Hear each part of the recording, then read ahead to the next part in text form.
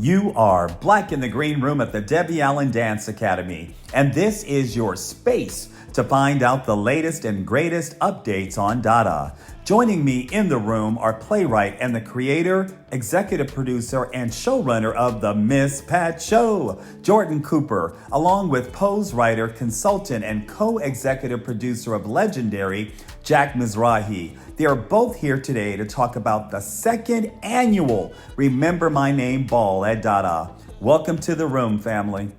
What's up, Keith? What's good with you?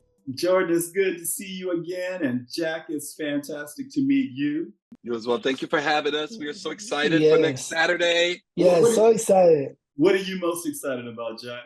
I love the fact that, Debbie Allen has been somebody that's been for our community since I was a child watching, everything that she's an icon. And combining her iconicness and our iconicness, we're going to create something iconic for the good of art and for the good of culture. And I'm excited about that. I'm excited when the two worlds collide. Yeah, and Jordan, what about you? What are you most excited about? All of that. I'm excited about, the all this came about was because I was having a conversation with Miss Debbie, and I was asking her, have you ever been to a ball? And she was like, no, I've never been to a ball. And I could not believe Yeah, that is a that little bit Debbie of a Allen, surprise. right? Because it's Debbie. I'm like, that's what? And so basically we were just like, oh, let's throw a ball then. Let's just throw a ball. And I could not think of anybody else but the iconic Jack Mizrahi to lead the charge in making that a possibility and making it happen.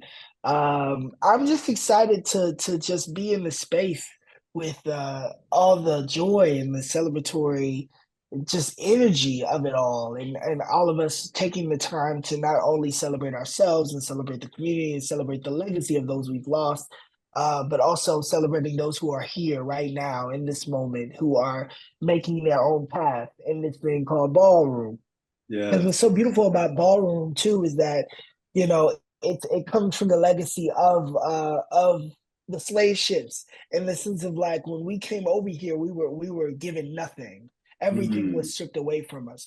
So we had to build culture of our own, right? We took sticks and stones and mud and we built a little hut. And that hut must be beautiful because now everybody want to live in this African American and African American hut of beauty. And what Right. ballroom is in that same legacy, ballroom said, oh, you're going to strip everything from me. You're going to take everything from me. You're going to say I'm not welcome. You're going to say I'm not wanted. Well, we're going to build our own thing. And now that thing must be so beautiful because now everybody want to be in that damn hut too. You better say it now. So for people that think that they know ball culture from watching TV, what's the real ball culture that they should know? That everybody who partakes and participates in ballroom do it because there's a need.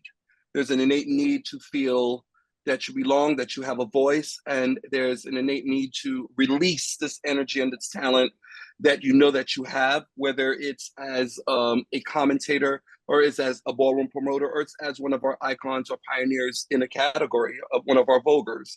Everybody who comes to ballroom gets this supercharged sense of self. And I think people watch it and they think, oh, they get to dress up and it's fun and it's the Oz and it's this. No, but it's more than that. We own it when we hit those floors. And I always say the world may not think we're stars, but the minute we step on the runway and in our homes, we believe that's what we are. And we carry ourselves like that, and we battle tooth and nail when it comes to it. Absolutely. For both of you, how were you introduced to ball culture and houses? For me, it happened way back in '92. I was lucky enough this is right on the heels of Paris is Burning. I didn't even know anything existed like this. I went to my first gay club.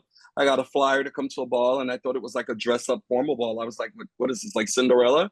And they were like, no, come. And a month later, I went to the ball, and 3 days later, I was in the house. And I've never looked back 30-something years later. For me, I came from Texas, so the way I was raised, I really thought that being queer and black I thought I was an alien. I thought I was the only one on Earth. And it wasn't until I saw Paris is Burning that I saw that there was an entire community of people who looked like me and sounded like me and moved like me, and just this space of welcomeness, right? But particularly in New York. which is why I love New York. And New York is like one of my favorite places on earth I agree with because you. it's genuinely one of those places where it's like I always describe it like this: New Yorkers don't give a damn about you until something goes wrong, right? And ballroom is one of those spaces where community thrives. We may have our own little tit for tat within the community, right? But once you're Mhm. inside this building, you're protected from the rest of the world and everything that may harm you outside of this building, right? And I think that that sense of community is just revolutionary. And once I found it, and particularly once I got a chance to like get to know Jack more and get to know the gorgeous Gucci's more and the entire universe, it felt like home, It Yeah. felt like home in a beautiful way. And I think that it's been doing that for generations of people for the past 40 years. I think Yeah. ballroom needs to exist in any space that queer people need to find themselves and thrive. I love that. For you, Jock, with Legendary, and then also with Pose, and then with you, Jordan, and all of the stage plays that you've written, and then also now with the Miss Pat show, how has ball culture influenced your creative process? There's this energy when we get at a ball that you get at a ball. There's an energy that you get from being around your house members that it's really indescribable. But it's this thing that tells you that you have an onus to yourself to keep pushing. You have to deeper into your creative lenses and open up your eyes around you and look at the world different because you are different from the world. Um, because they told you years ago you was that, so you own it now. So we completely look at it with different spectacles, and that's how we find it. And you pull it in different places. And of course, the youth, the ballroom is ever evolving, ever evolving. So the more you open your eyes, the more you accept, the more creativity you can just draw out of yourself and from people around you. Yes. What about you, Jordan? Yeah, for me, it's the like energy. It's the unorthodoxness. It's the idea that we just don't move however the spirit say move, right? And I think that that is something that I've always carried with me, but also it's something that's just not a part of the American theater specifically. And I try to bring in everything that I do. This level of community, like we are living beings in this place. This is not a spectator sport. I hate when people go to balls and they just try to like sit by and watch as if people are monkeys in a zoo. No, bitch, you a monkey too. Get in this damn cage. You know what I mean? Like we gonna have a good time. We are all here to participate. We are all here to watch and to celebrate community and to dance and use our bodies and use our sense of fashion, use our sense of style and our sense of humor to survive and to thrive in this space. And I think that I try to do the same thing with theater. It's like, no, don't sit by and just watch people do something on a stage. This is not a performance. You know what I mean? This is an experience. Yep. And I think that that's what we try to push forward in everything. How much of the realness of ball culture will we see at the second annual Remember My Name ball? It's going to be very real. Those houses, so the houses are going to battle. This year we're presenting Battle of the Ultimate Houses. So you're going to see the likes of the House of Muglairs, you're going to see my house, the Gorgeous Gucci's, the iconic House of Ebony, the pioneering House of Ninja, just to name a few. And they will be competing in 5 categories: face, sex siren, best dress, runway, Vogue.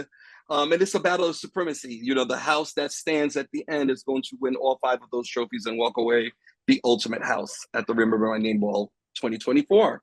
2024. Briefly, explain to me what is a house and why has it been why has it been important to the LGBTQ plus community?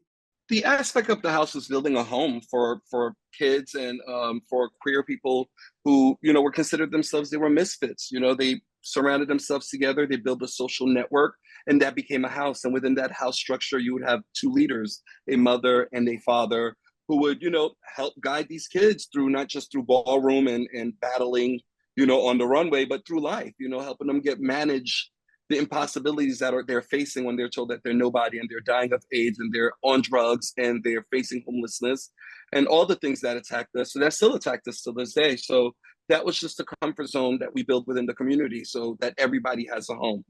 I love that. What's going to be different this year, Jordan? about the second annual Remember My Name Ball from last year, Yeah. or from the Well, we first turning year. up the heat. Okay. We turning up the Turn it heat. up. Not only with the house battle, as Jack mentioned, but also we're honoring Lee Daniels this year.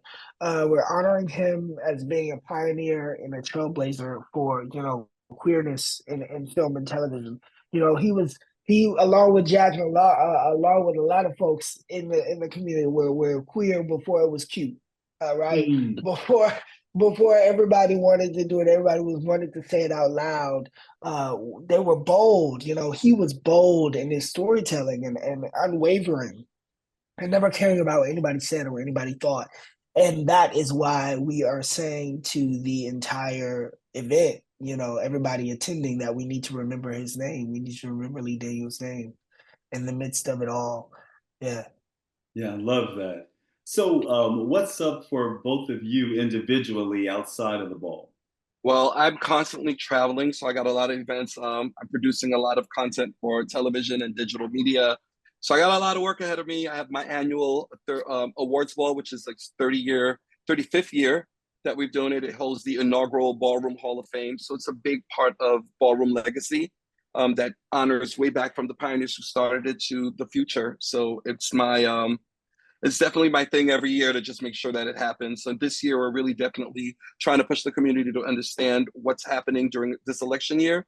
So we're using that ball to mobilize the community to get out there, register to vote, fix any kind of ID problems. We're going to look at cities where, that voting restriction and trying to open up those marginalized voting lines so that we can go up in there and make a difference.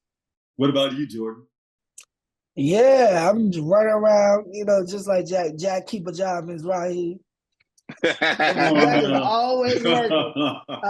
No, I just wrapped filming for Freaky Friday 2, which I'm so excited. Disney's upcoming sequel. And I have a new play that's opening that I've written that I'm starring in.